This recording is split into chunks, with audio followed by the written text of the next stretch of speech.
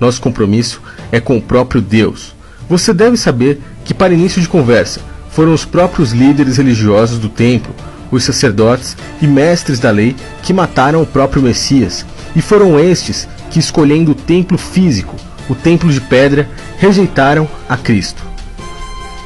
Deus nunca habitou em um templo feito por mãos humanas, e nem nunca habitará, muito menos se fará presente.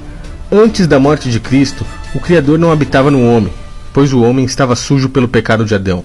Por esse motivo, o Pai mandou a Moisés que construísse um tabernáculo, feito com peles de animais, ou seja, não feito por mãos humanas.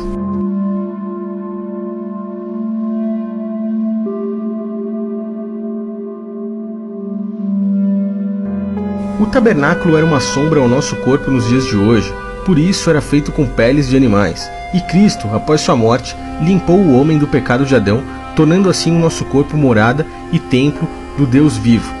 A verdadeira igreja, pessoas, e não um templo de pedra, ou um prédio, pois nesses locais o Espírito de Deus não habita. Igreja, ao contrário do que o sistema religioso te ensina, não é um templo, e sim pessoas, um grupo de pessoas. Eles mentem para nós para confundir a nossa mente e fazer com que você não entenda o verdadeiro propósito do Messias. Tudo isso com base no lucro, e usam o pretexto de que é para a propagação do Evangelho. Porém, a ordem de se pregar o Evangelho é para todos nós, e não somente a eles. E nos basta somente falar.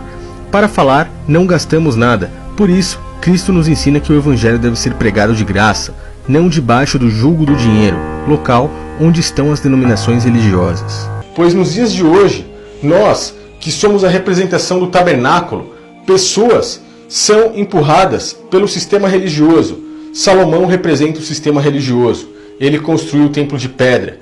E ele pega pessoas e empurra para dentro desses templos de pedra, enganando a muitas e muitas pessoas, trabalhando para a grande serpente, trabalhando para o engano, para que muitas pessoas não consigam enxergar as verdadeiras palavras do Messias. As pessoas não entendem que Cristo veio pregar contra esse templo. Em todas as passagens, em nenhuma delas, ele disse que o templo era do Pai.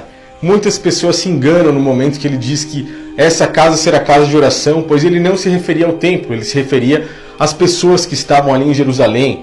Uma prova disso é que ele disse que derrubem esse templo e reconstruirá em 3 dias, e os sacerdotes do templo, os fariseus, os religiosos, não entenderam que ele falava do seu próprio corpo, e não do templo físico de pedra.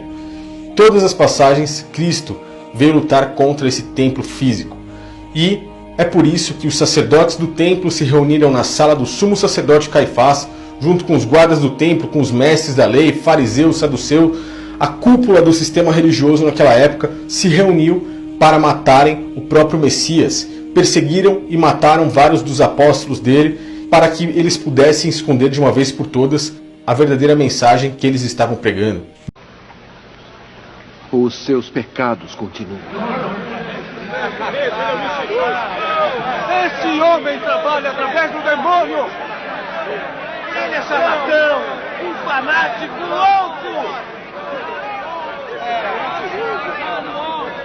Malditos escrivãos e fariseus, todos hipócritas, por impedirem a entrada dos homens no reino dos céus! Vocês todos não entram, nem deixam os outros entrarem! Guias cegos! Vocês comem um mosquito e arrotam um camelo!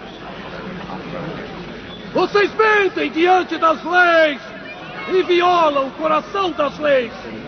Justiça! Piedade! Boa fé! Vocês são como sepulcros imaculados, todos limpos e belos por fora, mas por dentro repletos de ossos de mortos e de corrupção. Serpentes, covil de víboras, como todos vão escapar da maldição?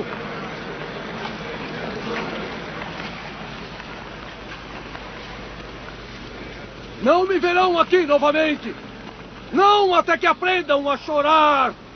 Bem-aventurados aqueles que vêm em nome do Senhor, porque eu e meu Pai somos apenas um.